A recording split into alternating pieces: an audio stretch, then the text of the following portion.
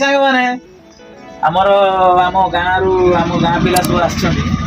ମୁଁ ତ ଏବେ ଜଷ୍ଟ ଆସିଲି ଭୁବନେଶ୍ୱରରୁ, କାମ ଥିଲା ଯାଇଥିଲି। ତ ତାଙ୍କର ଗୋଟିଏ ଜିଦ୍ ଯେ କକା ଆସିବେ, ଆମେ କପଡ଼ା ନବା, ତା ସହିତ ଆମ ଦୋକାନରେ ଗୋଟେ ସୁନ୍ଦର ଗିଫ୍ଟଟେ ନବା। ଆସନ୍ତୁ ଦେଖିବା ସେ କଣ ବାଛିଛନ୍ତି ପ୍ଲସ୍ କଣ ନେଇଛନ୍ତି ଆପଣଙ୍କୁ ଦେଖେଇବା। ଦେଖନ୍ତୁ ସେ ଗୋଟେ 6 ପକେଟ, ଆମର ଯୋଉ ଭିଡିଓ ଛଡା ହେଇଥିଲା 6 ପକେଟ କାର୍ଗୋ ନେଇଛନ୍ତି। ପକେଟ ଦି ସାଇଡରେ ଅଛି। କେମିତି ଲାଗୁଛନ୍ତି ଆପଣ କମେଣ୍ଟ ମାଧ୍ୟମରେ ନିଶ୍ଚିତ ଜଣାଇବେ। ତା ସହିତ ସାର୍ଟ ବି ନେଇଛନ୍ତି, ଦେଖନ୍ତୁ ବ୍ଲାକ୍ ରେ ପଟି ବାଲା ଚେକ୍ ସାର୍ଟ ନେଇଛନ୍ତି।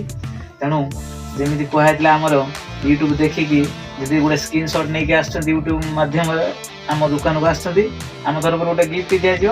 ତେଣୁ ତାଙ୍କୁ ଆଉ ଡେରି ନ କରି ତାଙ୍କ ଗିଫ୍ଟଟା ତାଙ୍କୁ ଦେଇଦେବା। ତେଣୁ ଆପଣମାନେ ବି ଜଲ୍ଦି ଜଲ୍ଦି ଆମ ଦୋକାନକୁ ଭିଜିଟ୍ କରନ୍ତୁ ଆଉ ସୁନ୍ଦର ଭାବରେ ଗିଫ୍ଟ ନେଇଯାଆନ୍ତୁ। ଭିଡ଼ିଓରେ ଯେଉଁଭଳିଆ କୁହାଯାଇଥିଲା ଗିଫ୍ଟ ଦିଆଯିବ ହିଁ ଦିଆଯିବ। ତେଣୁ ଆପଣମାନେ ଜଲ୍ଦି ଜଲ୍ଦି ପଳେଇ ଆସନ୍ତୁ ସୁପର ଫ୍ୟାସନକୁ। ନିଅନ୍ତୁ, କେମିତି ଲାଗିଲା ବାବା କୁହ? ବହୁତ ଭଲ ଲାଗୁଛି। ଆପଣମାନେ ବି ଏମିତି ଦେଖିକି ଆସନ୍ତୁ, ସୁପର ଫ୍ୟାସନକୁ ଆସନ୍ତୁ। ଆସିକି ବହୁତ ଭଲ ଭଲ ପୁରସ୍କାର ନିଅନ୍ତୁ, କିଛି ଟଙ୍କାର ସପିଂ କରନ୍ତୁ ଏବଂ ତା ସହିତ ଗୋଟେ ଆକର୍ଷଣୀୟ ଉପହାର ନେଇକି ଯାଆନ୍ତୁ ଘରକୁ। ରହିଲୁ, ଜୟ ଜଗନ୍ନାଥ। ଜୟ ଜଗନ୍ନାଥ।